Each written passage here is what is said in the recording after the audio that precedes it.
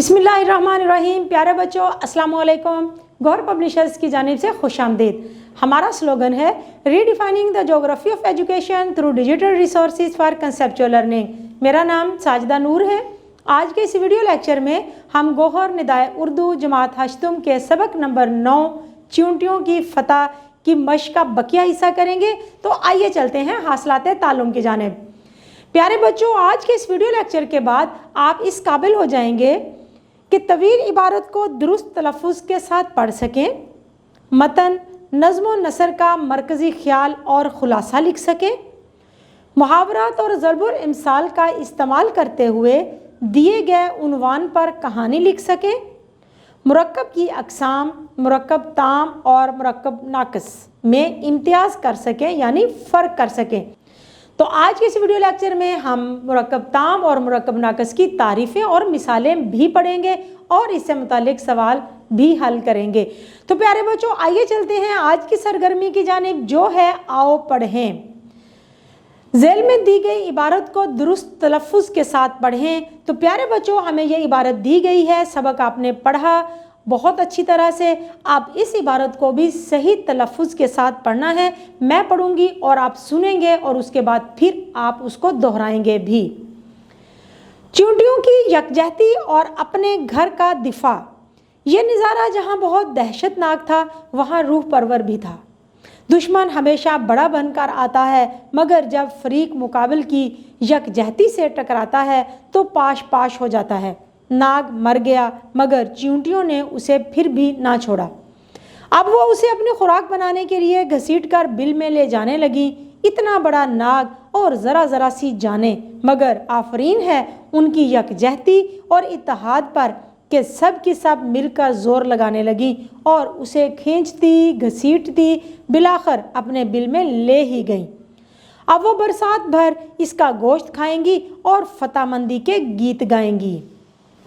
जी तो प्यारे बच्चों, अब हम अपनी मश्क की अगली सरगर्मी हल करेंगे, जो है आओ लिखें। सवाल है सबक का खुलासा अपने अल्फाज में लिखें। तो प्यारे बच्चों, अब हम सबक का खुलासा लिखेंगे और सबक का खुलासा लिखने के कुछ उसूल हैं जो आपको मुझे उम्मीद है कि याद होंगे।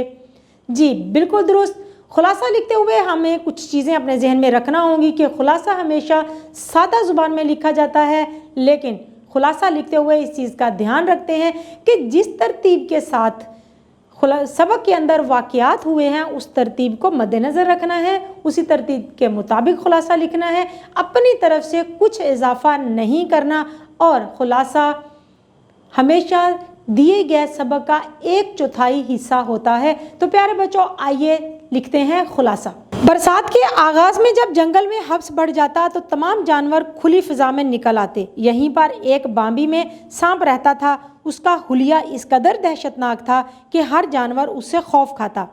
ये देखकर गुरूर से वो अपना फन फैलाता, झूमता और अपनी 2 शाखी ज़ुबान तेज़ी से चलाता। एक दिन बारिश शुरू हुई तो तमाम जानवरों की तरह सांप भी बाम्बी से निकल आया और बारिश का लुत्फ़ उठाने लगा। पास ही एक दरख्त पर फाख्ता अपने बच्चों को लेकर घोंसले में बैठी थी। जालिम सांप ने घोंसले पर हमला किया और फाख्ता की आहो फरियाद के बावजूद उसके बच्चों को खा गया। हवा में ठंडक का एहसास हुआ तो किसी महफूज जगह की तलाश में निकला। फिर एक घोंसले पर काबिज हुआ जो उसका वज़न बर्दाश्त ना कर सका और टूटकर सांप समेत पानी में गिर गया। पानी में तैरते हुए एक टीले पर पहुंचा जहां उसे एक बिल नज़र आया। सर्दी से बचने के लिए उसमें जा घुसा। ये नन्ही नन्ही काली चींटियों का घर था। उन्होंने फ़ौरन मलका को इतला दी। मलका ने फ़ौरन अपनी फ़ौज को दुश्मन को मार भगाने का हुक्म दिया। जूँ ही फ़ौज करीब आई, नाक फुंकारा। चींटियाँ दूर जा गिरी। दिल ही दिल में बहुत खुश हुआ कि अब टीले पर उसकी हुक्मरानी होगी। उधर चींटियाँ भी हार मानने वालों में से ना थी। मलका ने अपनी ताज़ा दम फ़ौज को पीछे से हमला करने के लिए भेजा। सांप सख्त गुस्से में था कि अब इनसे कैसे निजात हासिल करे। बार बार फुंकारता। इसी दौरान चींटियों की पिछली सफ़ ने हमला कर दिया। एक चींटी ने नाग की दुम में काटा और देखते ही देखते सैकड़ों चींटियां उसको चिमट गईं। मलका ने अपनी सबसे तेज़ रफ्तार भूरी चींटियों की फ़ौज को भेजा। अब नाग के जिस्म का कोई हिस्सा ऐसा ना था जहां चींटी मौजूद ना हो। नाग ने भागने की कोशिश की, मगर यह भी मुमकिन ना हुआ।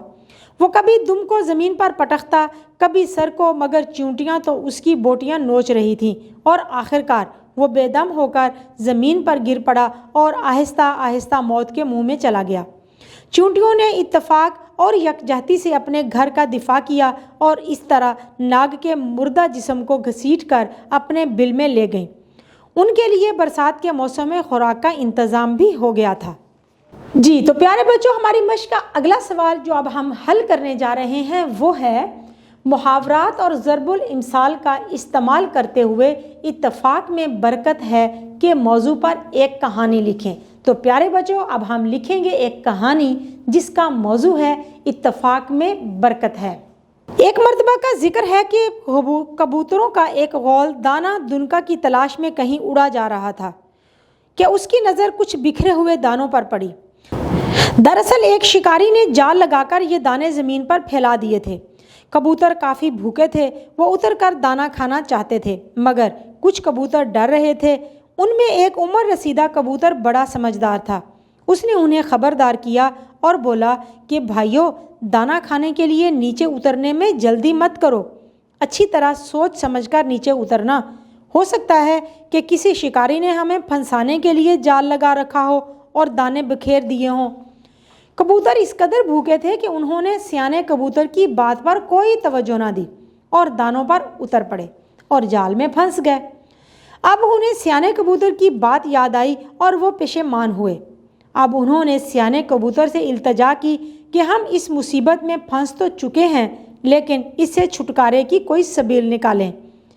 وہ بولا کہ اب آخری طریقہ یہی ہے کہ تم سب مل کر ایک ہی مرتبہ زور لگاؤ اور اس جال کو لے اڑو۔ تمام کبوتروں نے اس بات کو مان لیا اور یک بارگی زور لگا کر جال لے اڑے۔ شکاری حیران و پریشان دیکھتا ہی رہ گیا۔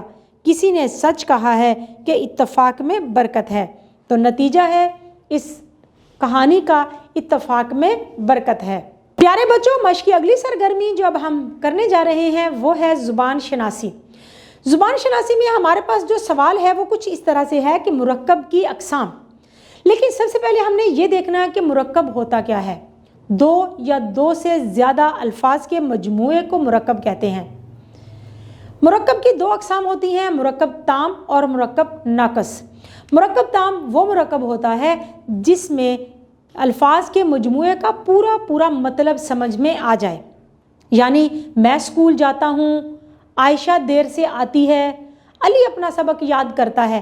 اب ان تینوں جملوں میں اگر ہم دیکھیں تو ہمیں تینوں جملوں کا مطلب سمجھ میں آ رہا ہے، یہ ہے مرکب تام۔